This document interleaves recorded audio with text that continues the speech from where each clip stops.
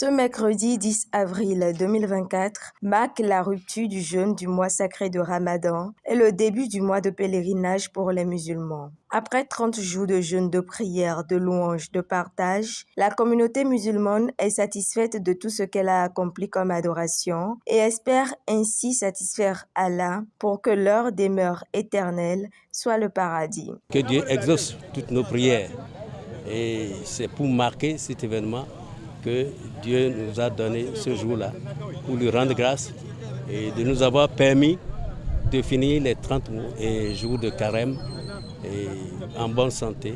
C'est un jour très important parce que ça rappelle le jour de la résurrection, le grand jour de la résurrection, au moment où tout le monde doit rendre compte. Et c'est le carême, le ramadan, les jeûnes que nous avons faits qui vont intercéder pour nous, aussi bien les jeûnes que les privations, la lecture approfondie du Coran, du Saint-Coran. C'est ceux-là qui vont intercéder pour nous accorder le paradis. Au courant de cette fête consacrée à la glorification de Allah, qui leur a accordé la vie et les moyens pour le jeûne, les fidèles musulmans de la mosquée de Atropokodji sont instruits sur les recommandations du Saint-Coran et prient pour le monde entier, particulièrement notre pays le Bénin et la communauté musulmane. Vous venez de finir le mois de Ramadan et d'accueillir l'Aïd. Que la fin du Ramadan ne soit pas une fin du jeûne, de la prière de nuit, de la lecture du Coran, de la bienfaisance, du bon comportement et de toutes les bonnes œuvres que le Ramadan nous a appris. Adorez Allah toute l'année et ne l'adorez pas que pendant Ramadan. Gardez le niveau spirituel que le Ramadan vous a permis d'atteindre. Gardez un lien solide avec Allah, avec la mosquée et avec le Coran. Et sachez qu'il vous reste à faire facultativement les 6 jours de Shawwal, le mois qui suit le Ramadan, comme il le veut la sunna de notre prophète bien-aimé sallallahu alayhi wa sallam qui nous dit: celui qui jeûne le mois de Ramadan et le fait suivre de 6 jours de jeûne durant le mois de Shawwal, c'est comme s'il jeûnait toute l'année.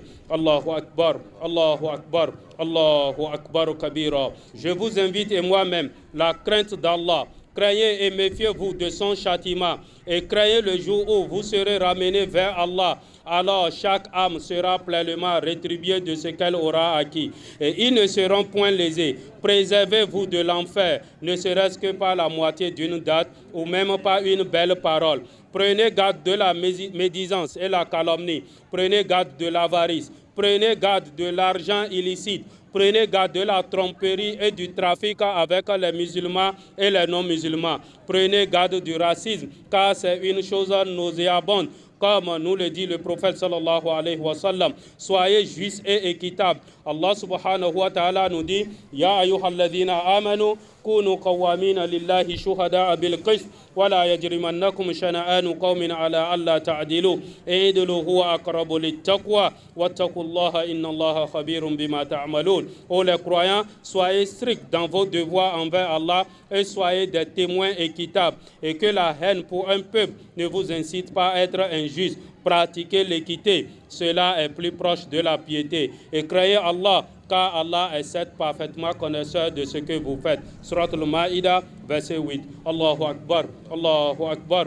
Allahu Akbar kabira. Apprenez les principes et les règles de la pratique de votre religion et demandez en cas de doute. Soyez assidus et ponctuels dans vos prières et donnez la zakat de ce que Allah vous a octroyé. Faites le hajj si vous en avez les moyens. Soyez obéissants et respectueux envers vos parents. Que les femmes musulmanes obéissent à leurs maris dans le bien et que les hommes musulmans traitent convenablement leurs femmes. Croyez Allah et préparez votre demeure éternelle. Et sachez que la mort n'est pas une fin, mais un début. Et que la vie dans ce monde n'est qu'un passage. Allahu Akbar, Allahu Akbar, Allahu Akbar, Allahu Akbar kabira. Rappelons-nous qu'en dépit de la fête, ce qui est permis par la religion reste permis et l'interdit reste l'interdit. Que Dieu nous aide à consolider les acquis spirituels du Ramadan et nous maintienne sur la voie droite la voie du bien,